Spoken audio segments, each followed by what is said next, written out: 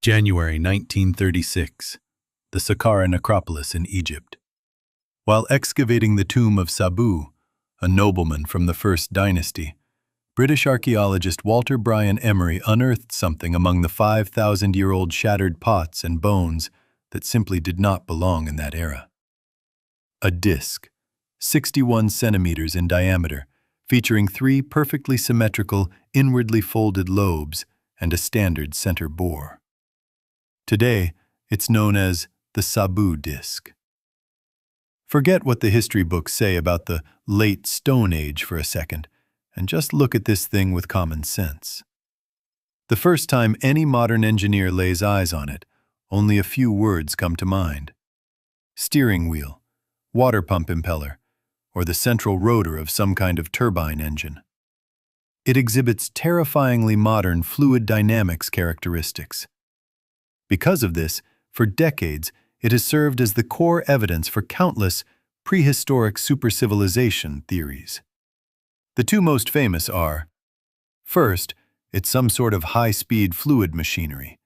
Some speculate it's the core impeller of an ancient water pump, or even a rotor from inside an ancient chemical reaction tower mounted on a metal shaft to agitate liquids at high speeds. Second, an acoustic levitation generator. Tied to the mystery of how the massive stones of the pyramids were moved, some believe this incredibly complex geometric structure could generate specific resonant frequencies when spun at high speeds. These frequencies could supposedly counteract gravity, allowing stones weighing several tons to literally float. These theories sound completely insane. But the reason they've gained so much traction is that, for the past few decades, mainstream archaeology's explanation for this thing has been equally unconvincing. They say it's just an incense burner, or some kind of vase. A turbine with perfect aerodynamic curves, and you're telling me it's a vase? But hold off on buying into the ancient aliens narrative just yet. When we actually bring modern engineering and materials science to the table to dissect this 5,000-year-old artifact, the real weirdness is just getting started. If it truly is a high-tech engine component, it has 2 fatal physical flaws. The first flaw comes from tests conducted by modern aerospace engineers. A few years ago, an engineer at Airbus 3D printed a 1-to-1 scale replica of the Sabu Disk and ran fluid dynamic tests. The results were wildly counterintuitive. It absolutely cannot act as a propeller. The reason boils down to a fundamental concept in physics: chirality. Every modern propeller or turbine has blades pitched at a specific angle to bite into and push away air or water. But while the 3 lobes of the Sabu Disk curve inward, they are completely flat on a horizontal plane.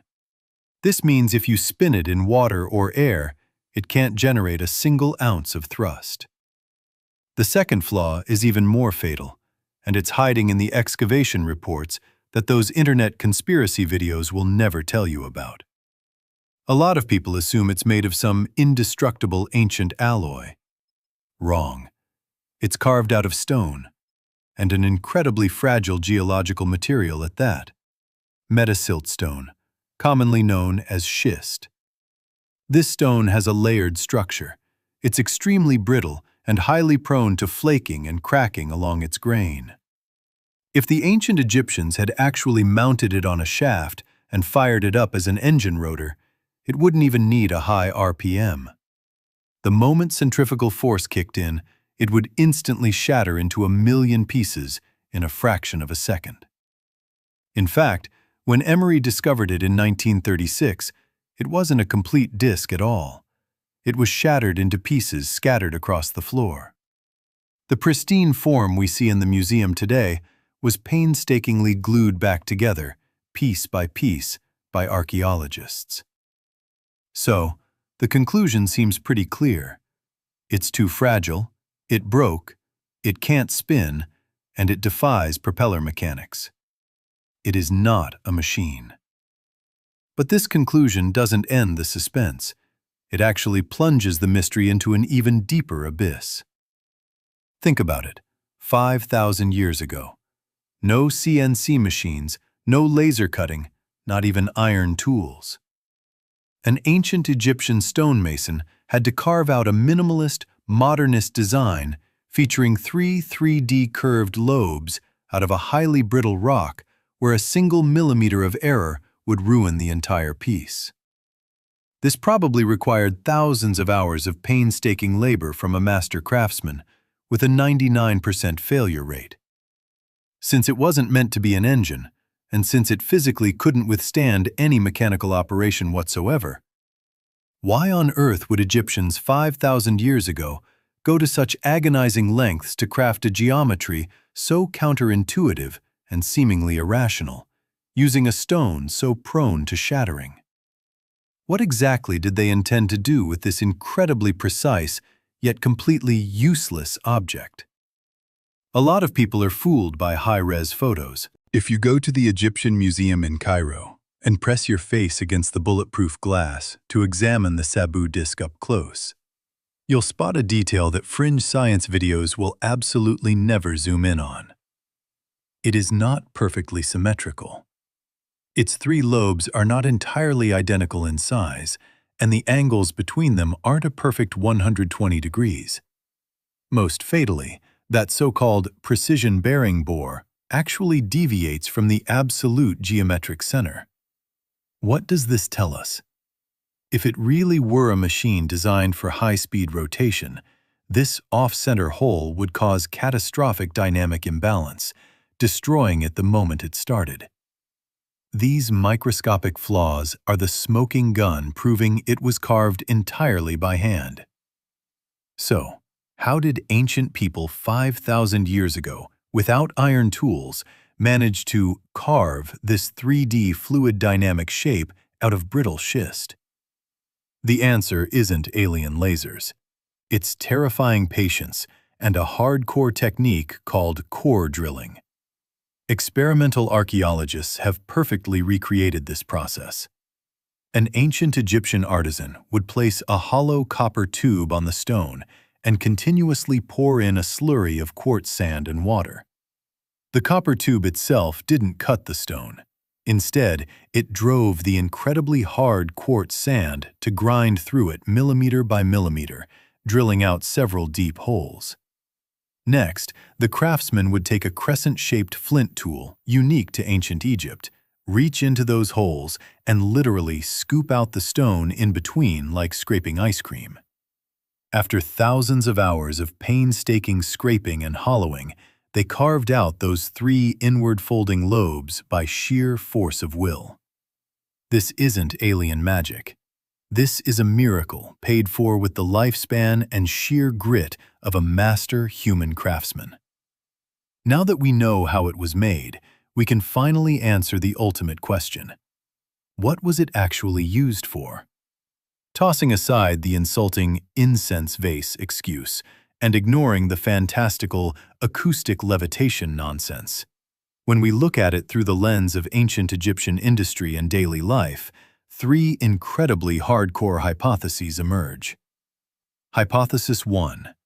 A rope spinning separator for pyramid-heavy industry. To move massive multi-ton stones for the pyramids, the Egyptians needed immensely thick, multi-stranded industrial ropes. Modern textile experts look at the Sabu Disk's design and immediately get it. Its three symmetrical holes and central hub make for an absolutely perfect spinning whirl separator. Thread three thick hemp strands through the lobes, anchor the center axis, and spin it to efficiently twist together heavy-duty industrial cables. Hypothesis 2. A chemical reaction disk for mummification.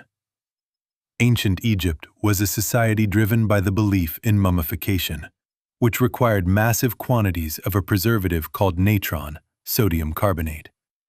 Historians of chemistry point out that the Sabu Disk's geometric layout is remarkably similar to the countercurrent perforated dome plates used inside the reaction towers of the modern Solvay process for making soda ash.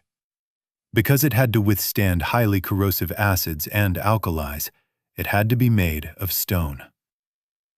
Hypothesis 3. The ultimate beer vortex generator.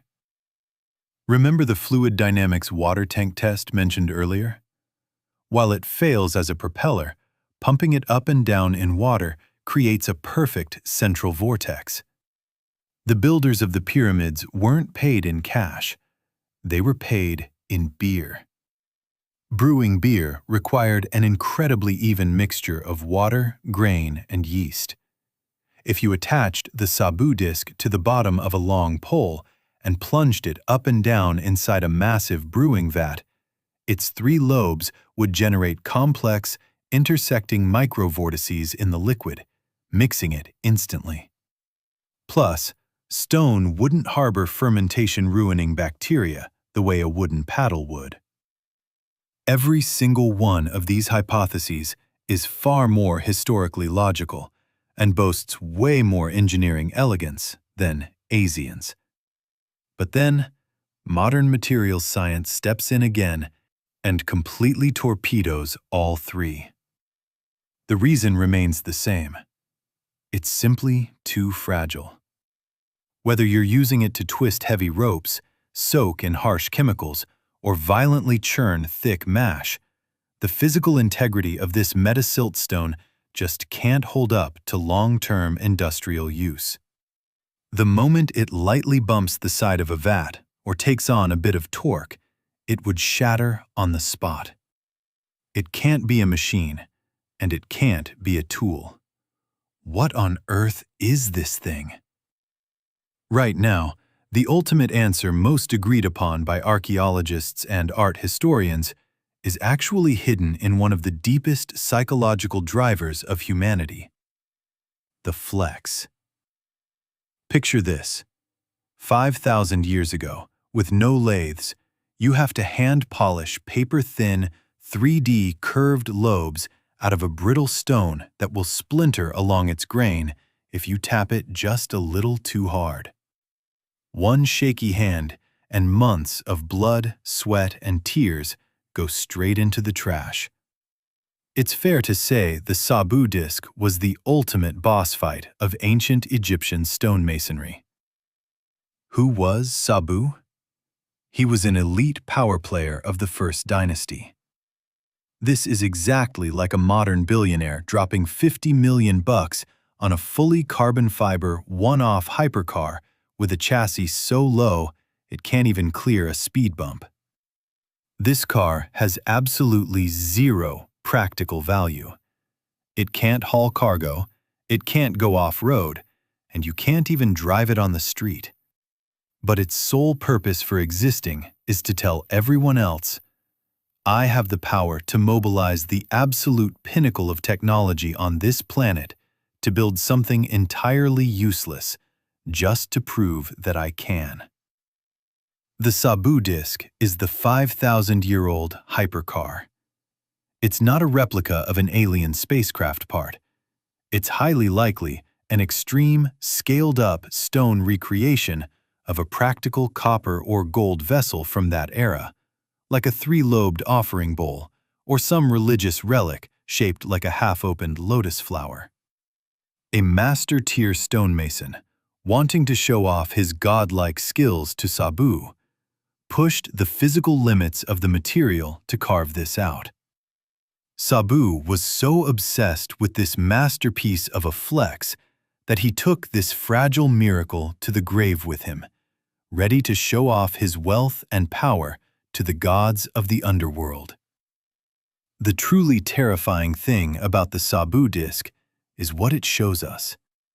In an ancient era with no electricity and no heavy machinery, armed with nothing but a copper tube, a piece of rock, and thousands of hours of raw focus, humans could take the most brittle material on Earth and forge a geometric miracle that breaks the brains of modern engineers 5,000 years later. It's not a glitch in history. It's a testament to the absolute madness of human obsession. Next time you scroll past a short video about ancient high-tech, think about that shattered rock in Sabu's tomb. The real miracles have always been right here, in our own hands.